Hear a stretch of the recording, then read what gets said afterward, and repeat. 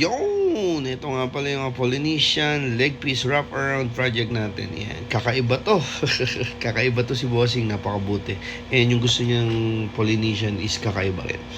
So, pinurihan natin yan. Okay, start tayo. Ang gamit pala natin dyan is 7RL. 7RL all the way sa lining. Tapos, ang pang shader natin is 11M1. Nga pala, chinatsaga ko siya sa 7RL. Bakit? Mas fine, less yung trauma, and hindi siya nag-i-smudge. Unlike sa 14RS before na gamit ko, medyo may diin ng konti. And at the same time, traumatized. Sa voltage ko naman, naglalaro ko ng 6 voltage pagka 3RL, sabihin natin 3RL, 5RL, naglalaro lang ako sa 5.7, 5.8 voltage. Pero pag umabot na ako ng 7, nilalaro ko siya sa 6. Then, pwede ka mag 6.5, depende kung ano yung gamit mo needle. Pero sa shading kasi, umabot lang ako hanggang 11M1. 11. Sa 11M1, 6 voltage. Sa 19M1, 6 voltage. Pag naglaro ko ng 27RM, pwedeng 6.5. Yan. Kung papansin nyo, namamalat-malat pa siya. Yan. Transparent yan. Walang edit yung video. Kung ano sa natural, sa live, natural, no CPL para be transparent. So, hindi naman natin inaano na yung iba ay may mga CPL, pero mas maganda ho kasi tignan pag naka CPL. Pero para sa akin po kasi is being a natural, mas okay yan. Para kung nagustuhan nila yung gawa mo without editing, may bibigay mo yung expectation nila. So, ayun. Nagpi-freehand po tayo dyan kasi sa Polynesian, ang freehand po talaga ay maganda para mas, lalo na kung wrap around na ganyan, ano natin sa muscle, kung ano yung anatomy ng pagkakapatong-patong. And at the same time, ang gusto kasi ni Bossing is yung mas maliliit yung detailed. Una kasing session namin, ginawa namin, malaki yung spacing kasi yung sa Polynesian, tapos nilagyan namin ng maraming till. Ngayon, nahirapan tuloy kami sa fourth session kasi mas niliitan namin, and at the same time, kinover up namin yung ibang teal color. Kasi nga, sabi ni Bossing, gusto niya na may teal color, gusto niya na may UV ink. So, syempre, as a artist, sinusunod din natin yung client kung ano yung gusto niya.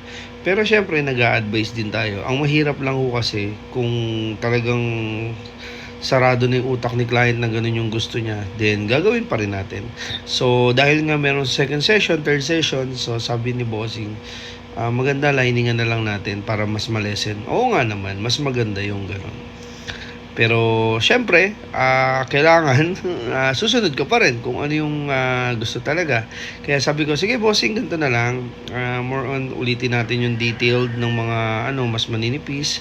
Tapos, highlights na lang tayo. Kumbaga, lining na lang. Kung mapapansin nyo sa mga spacing, nagla-line tayo dyan ng teal color. Yung iba nga, yung third session nga, kami, UV ink na light green. Kaso hindi rin siya ganun kaganda talaga sa mga Polynesian. Shoutout kay Bossing. Yan kasi gusto ni Bossing yan. Katulad yan. Nilaliningan namin ng teal. Yan kasi ang gusto niya. Kasi gusto niya talaga kakaiba. So yung mga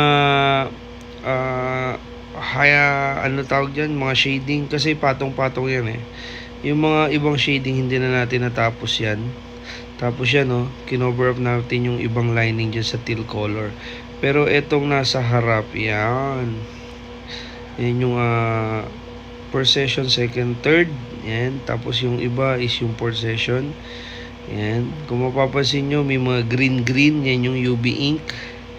Tapos, yung kinover up natin sa teal, yan. Namamalat-malat pa yan. So, natural yan. Medyo glare. Hindi siya ganun ka-presentable sa video, pero yan yung actual na kulay niya. Pag sa personal, mas darken siya. And sa live, naka-live yan nung ginawa natin siya. So, ayun.